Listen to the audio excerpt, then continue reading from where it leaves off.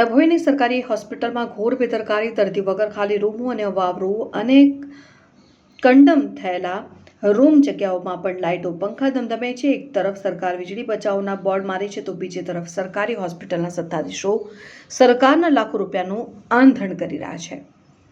ડભોઈ શહેરની સૌથી મોટી સરકારી હોસ્પિટલ હાલમાં પ્રશાસનની ઘોર બેદરકારી અને લાપરવાહીનું ઉત્તમ ઉદાહરણ બની ગઈ છે. સરકાર એક તરફ પ્રજાને વીજળી બચાવવાની જાહેરાતો અને સલાહો આપે છે, પરંતુ ડભોઈના આ સરકારી હોસ્પિટલોમાં જ વીજળીનો બેફામ બગાડ થતો જોવા મળી રહ્યો છે. હોસ્પિટલ પરિસરમાં આવેલા કંડમ રૂમો, દર્દીઓની પ્રતીક્ષા માટેની ખાલી જગ્યાઓ અને હોસ્પિટલના ખૂણે ખૂણામાં દર્દીઓની ગેરહાજરી હોવા છતાં દિવસ રાત લાઇટો અને પંખા ચાલુ રહે છે. ખાલીખમ રૂમોમાં વીજળીનો ધુમાડો. હોસ્પિટલમાં જે રૂમો બંધ અથવા કંડમ હાલતમાં છે ત્યાં પણ વીજળીના ઉપકરણો ચાલુ મૂકી દેવામાં આવે છે.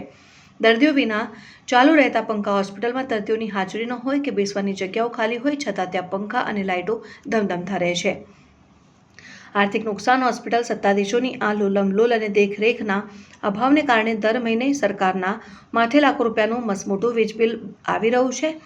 પ્રજામાં ઉઠતા તીખા સવાલો. સરકાર કચેરીઓમાં લાઇટો પંખા બંધ રાખવાની અપીલ કરે છે, પરંતુ ડભોઈ હોસ્પિટલના અધિકારીઓ નિદ્રાધીન છે.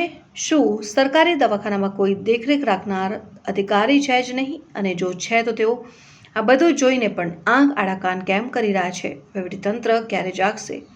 સરકારી તિજોરીને થતા આ આર્થિક નુકસાન અને વીજળીના બગાડ સામે હોસ્પિટલના જવાબદાર સત્તાધીશો સામે તુરંત પગલાં લેવાય તે અત્યંત જરૂરી છે.